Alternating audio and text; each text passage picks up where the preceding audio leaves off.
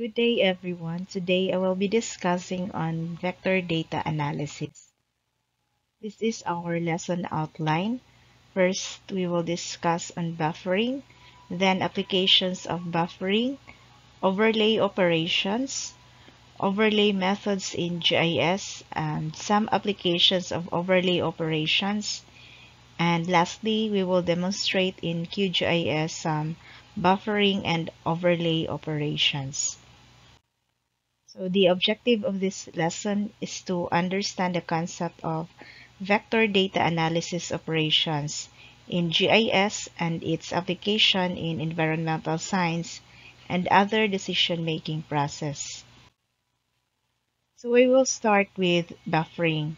Based on the concept of proximity, buffering creates two areas, one that is within a specified distance of select features and the other area that is beyond.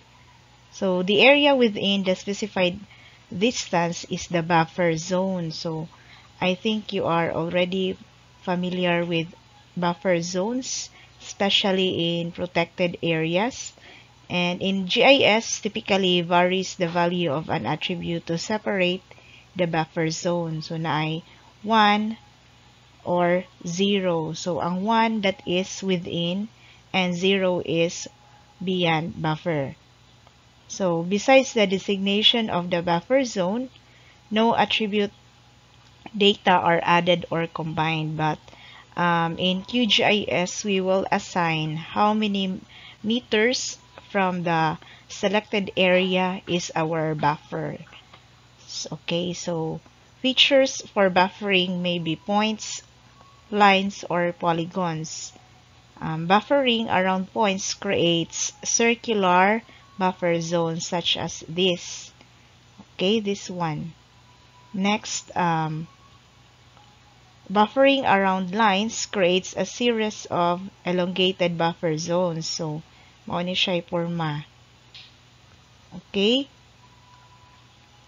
And buffering around polygons create buffer ones that extend toward from the outward the polygon boundaries. So, such as this one, mao ni siya ang polygon boundaries. So, if we create a buffer for this, mao na ni siyang naa sa outer. Kani siya. Okay, so these are some applications of buffering.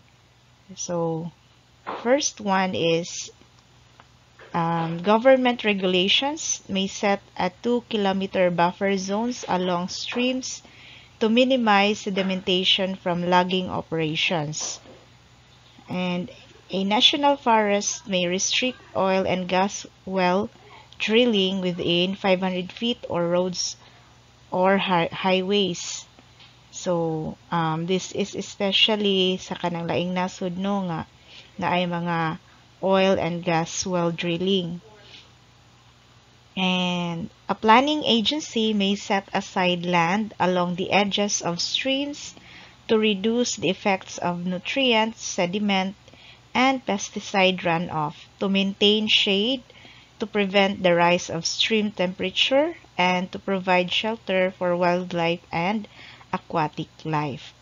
So this is especially for protected areas. Usually, mo ni siya implement, and also for our rivers. And a planning agency may also create buffer zones around geographic features such as water, wetlands, critical habitats, and wells to be protected and exclude these zones from landfill siting considerations. Okay? So there are still many other applications. Another is in our political boundaries. Buffer zone may be treated as neutral zone and as a tool for conflict resolution. So in controlling protest groups, police may require protesters to be at least 300 feet from a building. So we will create a 300 feet buffer. So ana nga buffer, dili pwede makasud ang mga protesters. So, that's an example of a buffer zone. And another known neutral zone is the demilitarized zone in North and South Korea. So, mga around 4 kilometers ang width niya. So, from North and South Korea. So, if you have watched the Korean drama na Crash Landing on You, and there is the demilitarized zone na na-feature ani na drama. So, kani siya nga scene na diri nga part mo ni siya demilitarized zone, meaning dili pwede makadung ang mga military equipment and personnel ana nga area sa ilahang demilitarized zone. Okay, so mao ni siya nga scene gi feature ani. Okay, so this one is an illustration of a sensitive landscape kintahay or protected area. Then there is a buffer zone around this area nga dili pud pwede pahilabtan. So an example of this is the Chocolate Hills, no, nga kanana ay preserved siya or declare siya as international nga geographic heritage. So mao to nga nasuko ang mga tao since around that area and including its buffer, supposedly dili ta magtukod og mga infrastructure that could destroy the habitat of some species or destroy the natural na kanang view niya.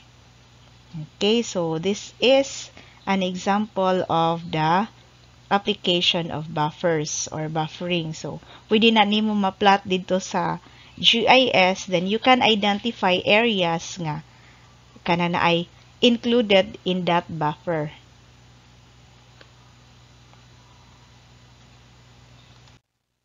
Okay, now, aside from buffering operations, we also have overlay operations that we can use with our vector data. So, overlay operations combine the geometries and attributes of two feature layers to create the output. So, natay input layer and the overlay na layer. So, kani siya, example, kani 1, 2, then i-overlay siya ni AB. So, mao ni siya iyahang output. Inig overlay. Okay, so the geometry of the output represents the geometric intersection of features from the input layers. Each feature on the output contains a combination of attributes from the input layers, and this combination differs from its neighbors. So, kung kabantay mo ang 1, 2, na-divide siya aning 1A, 1B, 2A, 2B. Tungod aning overlay niya nga layer. Okay, so kanina sad nga outside aning AB, wala na siya data. Okay? So kanirang naasto nga naigo ni AB, unya nag-intersect with 1, 2, mao na siya gi-output niya. Okay.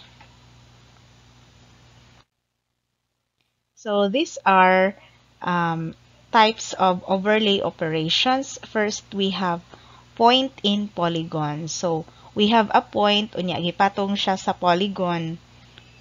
Ma-overlay ni mo na siya gitawag nga overlay kay ipatong siya i-over unya lay.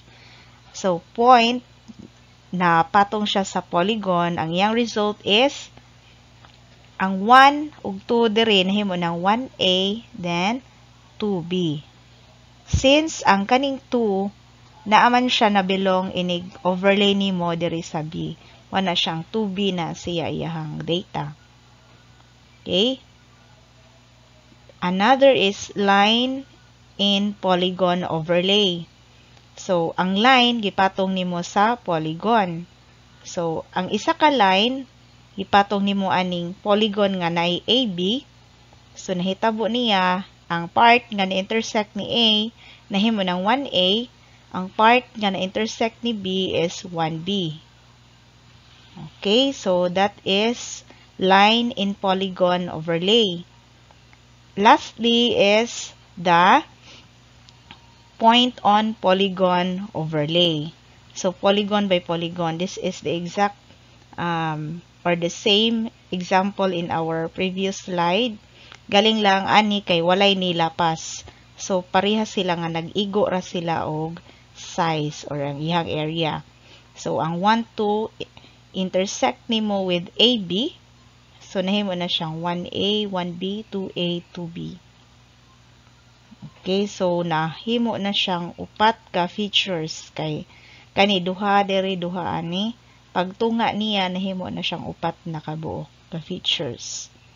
Diri pod nahimo na siyang duha. And this one duha na siya daan ang points. Okay, so it's not just the geometry that is intersected here as well as the attributes. Okay, so katong ang 1 unsay data ni A nadung na pud niya diri sa output na. Anya diri sa 2 overlay nimo with B. Ang data ni B nadung na pud ani nga output. Kani siyang area. So that is or those are our overlay operations. Actually, naapay lain but these 3 are the common overlay operations that we can use. Okay, so aside from overlay operations, natay lahi-lahi nga mga methods in overlay. So, first is kani siya nga methods mo na ni makita nato sa QGIS. So, ang first nato na atay gitawag og union. So, unsa may naa sa union? So, this method keeps all the areas of the 2 input layers in the output. So, unsay data diri tanan ug data pod aning second layer diri mo gawas silang tanan. So, mao na siya union. So, katong ganina nga ato ang gigamit as an example sa overlay, that one is not union since na-erase man tong part nga walay data ani nilang duha. Okay. Another is intersect. So, kani siya mao ni gigamit sa previous na to nga slide nga unsay data ra nga naa between nilang duha maoray ma-display as output. Then, third is the symmetrical difference. So, ang sa symmetrical difference, gi-applyan ni siya og XOR. Dapat, walay intersection nilang duha mo na iyahang output. So, this output is an opposite of intersect. So, kabantay mo ang intersect niya diri, nawa na ani. Ang nabilin katong walay intersection sa duha ka layers. So, that is symmetrical difference. And lastly is the identity nga method.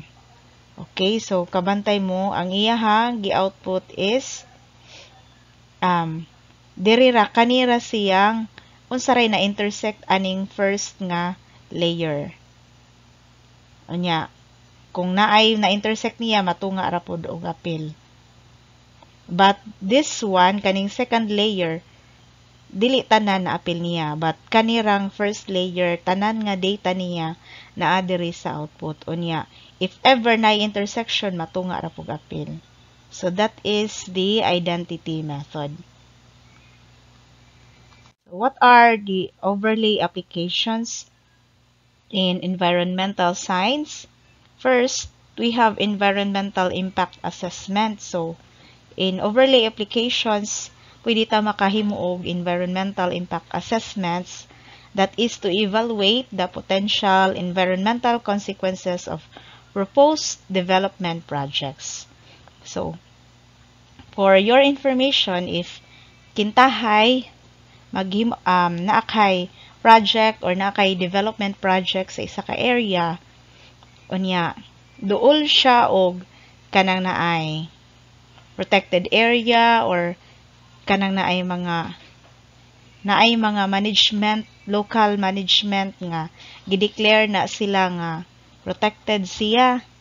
So, you need to have an environmental compliance certificate. So, part na siya sa requirement sa magtukod kag balay or any development nga activity nga imong buhaton sa isa ka area. So, part po sa environmental compliance certificate is to conduct the environmental impact assessment. So, tan-awon inig apply nimo ang nag-ECC, mo na siya gitawag ECC. Pangayuan kaan na og asa man ang location nimo kay mauna siya overlay sa kananaay taga DNR kung na tungod ba ang imuhang development project sa isa ka protected area. Kay if natunong na sa protected area, pangayoan kag environmental impact assessment, unya, kanana ay decide pa na sila kung i-approve ba na or dili imuhang project kung unsa may imuhang na ay mga plans for ma-conserve ang kana nga area, dili siya maapektuhan ang biodiversity ana, dili siya maapektuhan environmentally. So, ana nga mga plans dapat i-detail na dito sa environmental impact assessment. So, mo na siya. Ang isa ka application. Another is climate vulnerability mapping. So, this assesses the vulnerability of different regions to the impacts of climate change. So, example, if nakay data sa climate projections, sea level rise scenarios, socioeconomic factors, and infrastructure vulnerabilities, pwede ka maka-generate og vulnerability map. And lastly, actually, these three are kanana ay just examples na apay other examples. So, we will just discuss this, then later on, we will have a demonstration in our QGIS. So, sa natural hazard mapping, we can identify areas prone to hazards, such as floods, landslides, hurricanes, wildfires, or kanang typhoon. Yan na. So, pwede na to i-overlay po ang topography, soil erosion, vegetation, and most especially, mga human settlements. So, nakay kanang na ay shapefile sa asa ang mga balay. Imo i-overlay sa kanang data pod sa flood hazard. Unsa nga level sa flood hazard. So, later on, we will kanang demonstrate that. So, mo na makapakita ka og map nga asa mga balaya ang kanang na ay level 1 ang flood hazard, level 2, level 3. Nga na. Okay, so that's it for the discussion. We'll have next the demonstration of our overlay and buffering applications in QGIS. Okay, so we will demonstrate first the application of buffer operation. So, before we do vector data analysis, we should make sure that our data or vector data are in the same coordinate system, and it should be projected already. So, we will check using the information. Then we'll go to coordinate reference system. So, here we have the UTM zone 51 north. So, the unit is already in meters, so this file is already projected. And let's check this other file. So, information, then coordinate reference system, still it's in UTM zone 51 north, and the unit is meters. So, we can proceed now with our analysis. So, we have here our data for municipal boundaries. So, this is the JADM version 41, our municipal boundaries. And we also have here protected areas shapefile. So, this one I got online. So, this is the link of our file, protected areas map. This is the site I got this data. So, this is the protected planet na site. So this is a worldwide database of protected areas. So if you observe, siguro na amoy mga other known na protected areas that could be excluded in this map or data. So kanang since dili pa mapuntanan ani na na add sa database, so siguro wala pa siya dire at sa ato ang data. But we will make use of this data since it is the one available online. Okay, so the protected areas. So I will just demonstrate to you how to explore our data here. So that we can know unsay naa bitaw sa ato ang data, pwede ta mo add aning attributes toolbar. So kani siyang attributes toolbar, mo ni siya naa dire. Kani siya nga toolbar, pwede na siya ibalhin-balhin. Okay, so basta kay mao ni siya nga mga set of tools ang naa sa attribute toolbar. So we will click on identify features, then click here ato ni i-click ni nga file. So this is the protected areas nga file. So inig tan-aw nato ana, makita nato ang attribute data ana nga feature. So the name of this is Rahak Sikatuna Protected Landscape. This one, this is the Chocolate Hills Natural Monument. And this one, this is the Lobok Watershed Forest Reserve. And we go here in Kandihay, napuntay protected area dire. This is the island of Katiel, Kulangaman, Lumislis. So naapil diri sa part sa Mabini, Tintinan, and Islet of Pamasuan Wilderness Area. So kani sila mao ni siya part ana nga data, kani nga attribute. Okay? So this is how we explore our data. So ato po ning i-click example kani siya. So makita pud nato diri ang data na sa GADM unsay naa ana nga data Kandihay. Click here. This is Alicia ni Ubay. Okay, so mao na siya mga attributes ani nga feature. Now we're going to create a buffer for this protected landscape areas or protected areas. So we go to processing, then toolbox, and we search for buffer. Here, double click.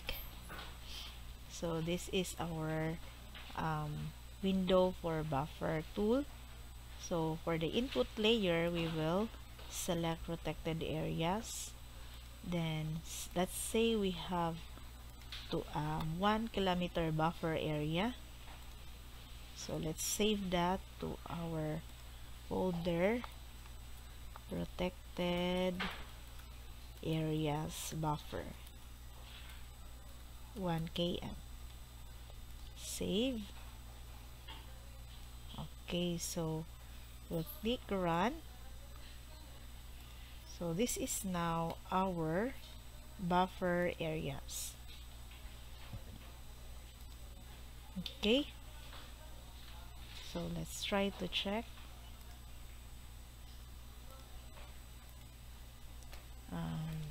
Let's close this. Okay, so let's try to change the color so that we can see the difference. Let's transparent, then we'll use green here.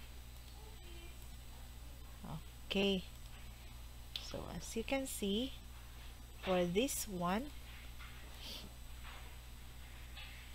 let's identify. Okay, so this one, the protected areas 1 kilometer buffer is this. Then below this one green is the Chocolate Hills Natural Monument. So this red colored edge is its buffer. Let's try to check another Okay, so as we can see here, the protected area, this one has the buffer, protected area buffer. Okay, island of Katiil. So this one, I think this is the one. Okay, so this is the buffer of this area. So this is the 1 kilometer. So we, from its edge, we have 1 kilometers beyond this. This is the buffer. Then this is the area of reference. Okay, so that's it for the buffer analysis. So this one, alihawan. Okay.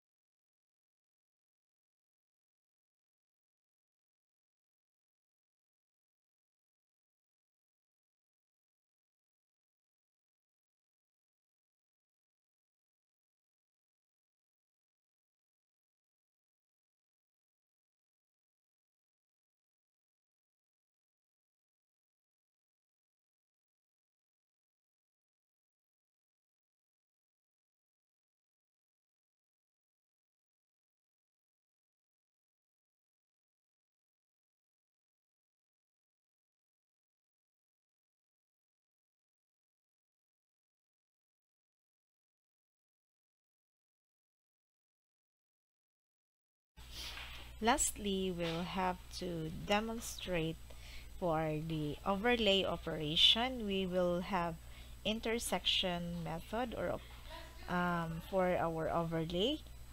So let's proceed to processing toolbox. Then we'll search for intersect or intersection.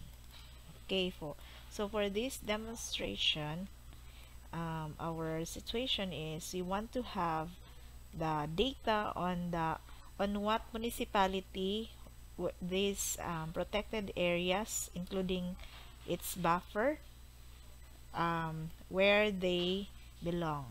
Okay, so our input layer will be the protected areas buffer 1 km. Then our overlay layer is the JADM, since it has our municipality data.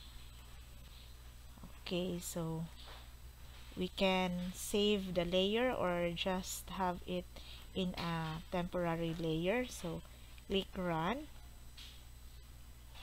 Then so let's hide the other layers. Okay, so this is our intersection.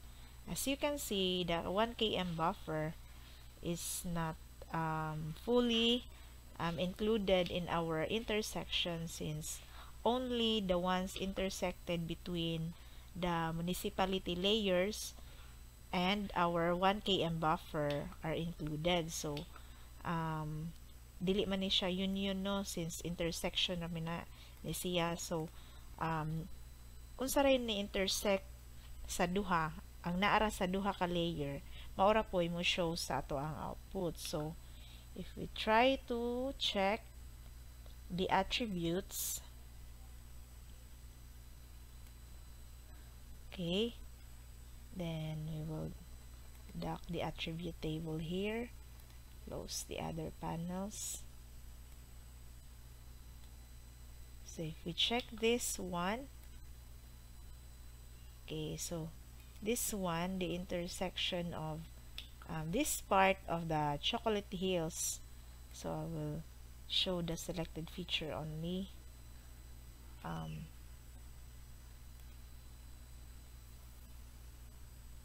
Okay, let's try again. Show selected features. Again, let's use this intersection. Okay, we already have here the Chocolate Hills Natural Monument. Okay, or we can have this panel to identify our selected feature. So,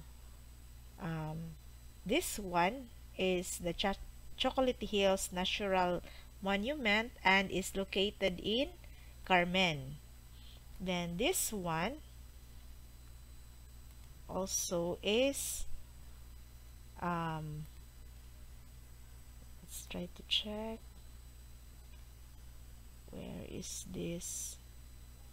Bohol Municipality, Batuan. This one is in Sagbayan. This one is in Katigbian.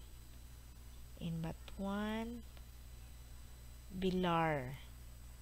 Okay, so this is still part of the Chocolate Hills Natural Monument na protected area. Okay, so we will check this one. Okay, this is the N. Let's try to check the municipality. So it's in Kandihay. This one, this part of the protected area, including the buffer, is in Duero. So the name of this protected area is Alihawan, Kansuhay, Anibungan River Watershed Forest Reserve. This one is in, this part of that protected area is in Hagna. So as you can see, unsay na intersect, iya pa jud na siyang tungaon if naay ang iyahang overlay layer kay naapoy tungaan ng dapita. So natunga maning Duero og Hagna. So matunga po niya ning isa ka part sa iyahang protected layer. Okay, so that is for the intersection. Okay, so I hope you have learned something from this video and good luck on your midterms exam.